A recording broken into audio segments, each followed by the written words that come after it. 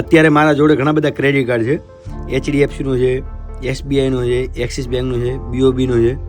પણ first time જ્યારે credit card માટે મને ફોન આવ્યો ને કે ભાઈ તમે ક્રેડિટ કાર્ડ માટે એપ્લાય છો, ત્યારે મેં ખુશ થઈ ગયો એમ. કારણ કે મને એવું હતું કે ભાઈ ક્રેડિટ કાર્ડ એવા લોકોને મળે કે જેનું કંઈક સ્ટેટસ હોય, તો મેં લઈ લીધું એમ.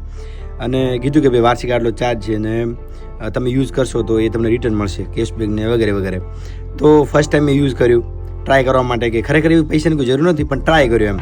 તો પેટ્રોલ પંપ મેં 70-75 રૂપિયા ઉપાડ્યા અને ઉપડી ગયા પૈસા ભાઈ.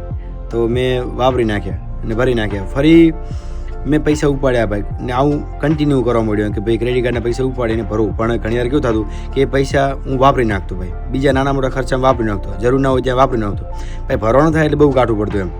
તો એક વસ્તુ મને સમજાઈ ગઈ કે ભાઈ ક્રેડિટ કાર્ડ ખરેખર એક લત છે એમ. એમાં શું જાદુ છે એ ખબર નથી, પણ તમારા ખિસ્સામાં પડ્યું હોય ને તો તમે કંટ્રોલ ના કરી શકો. પડ્યું હોય તો એમ થાય કે ચલો ઘસી લઈએ, અથવા કોઈ ભાઈબંધને જરૂર હોય તો આપણે જ કહીએ એમ કે મારા જોડે ક્રેડિટ કાર્ડ છે, ચાલ ને તારે યુઝ કરવું તો કરને. કે એનો મતલબ ઘણા બધા એવી રીતે લોકો યુઝ કરે કે ભાઈ સિબિલ ઇન્ક્રીઝ થશે, પણ ખરેખર ભાઈ છેલ્લે જતા તમને નુકસાન જ થાય. મારા જોડે અત્યારે ક્રેડિટ કાર્ડ છે, અત્યારે લિમિટ સારી છે એમ, 20 લાખ પ્લસ લિમિટ છે મારા જોડે બધા ઓવરઓલ. પણ હું યુઝ નથી કરતો. યુઝ એવી રીતે કરું કે ભાઈ કોઈ મોબાઈલમાં ડિસ્કાઉન્ટ હોય તો એમાં હું સ્વાઇપ કરવા માટે, કેશબેક લેવા માટે યુઝ કરું, બાકી ક્રેડિટ કાર્ડનો યુઝ નથી કરતો.